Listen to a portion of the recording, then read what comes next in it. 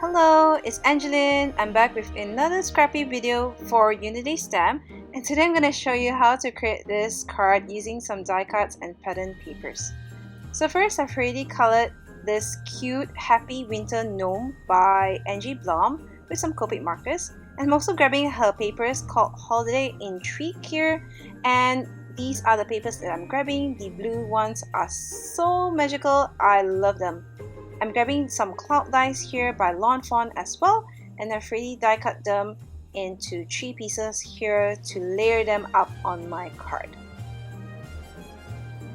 So here I'm just going back and forth trying to decide which sequence my pattern papers should be at, so pardon me for a bit.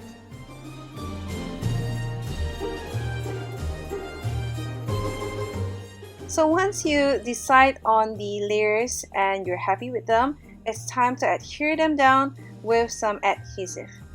You would want to adhere the most bottom layer first. So I'm kind of just like gauging where to layer it down and just using the sentiment there as my guide, and I'm just placing it down. Don't worry about the excess, you're just gonna trim it off later.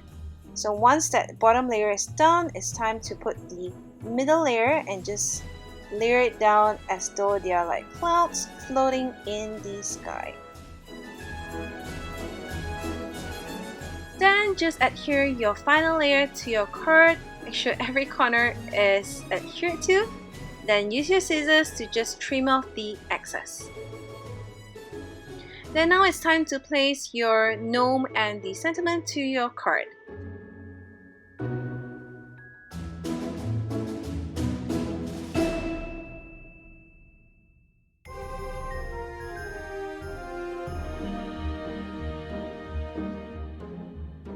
So you could stop here and call it a day, but as usual I wanted to add in more glitter, so I'm grabbing in my Nuvo glitter drops and Nuvo jewel drops to add in some bling to the sky.